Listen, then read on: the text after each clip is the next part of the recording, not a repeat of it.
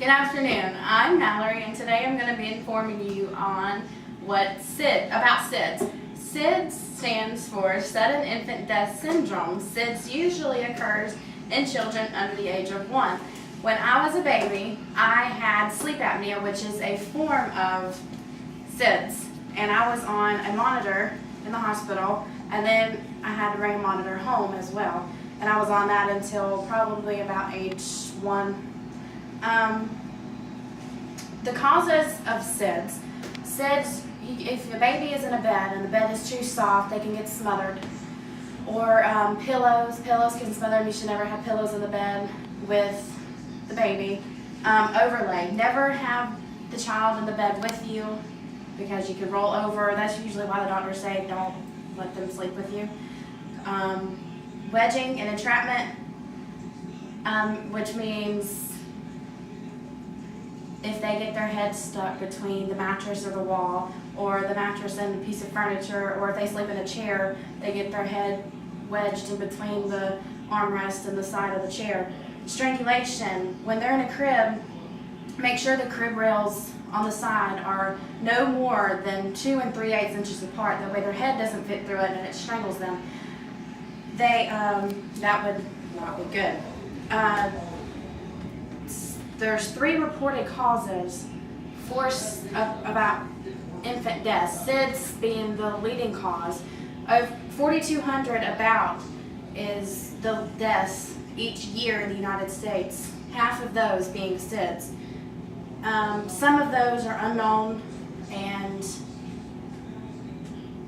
when they're investigated, they're either not reportable because they don't know what to report them as, or they're either suffocation, injections, infections, or etc., stuff like that. Sleep-related suffocations, meaning like overlay, like I mentioned earlier, or the smothering, or wedging, or overlays. African Americans, Native Americans, and Alaska Natives are 2 times more likely to die from SIDS than white infants. Ways to reduce the risk of SIDS are to place the child on back. Like the picture I have here, you place them on their backs. If you do not place them on their backs, if they're under the age of 1, they're either able to roll over on their own or sit their heads up. If they can't sit their heads up or roll over on their own, then they need to lay like that. If they can, you can lay them in their preferred position. You need to have a firm sleep surface. If they have a firm sleep surface, this means a fitted sheet. Do not have any loose objects in the bed with them, or pillows, dolls, stuff like that. And if they prefer a blanket, make sure the blanket's tucked under the mattress tightly so the blanket can't be pulled up over their heads and smother them. No adult should be in the bed with the child if they were to sleep in a toddler bed by themselves. This prevents overlay. They should have an empty crib, like I mentioned earlier. No pillows, no dolls, things like that. No smoking during pregnancy because it does stuff to the child inside, and then after the pregnancy because this secondhand smoke can cause them to smother or things like that, and you don't want to smother your baby. Breastfeeding also is a big risk reducer.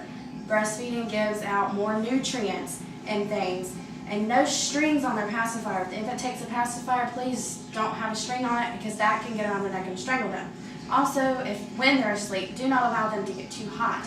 This can also suffocate them. Thank y'all for listening today as I explained and informed y'all what SIDS is, the causes, and how to prevent. Thank y'all.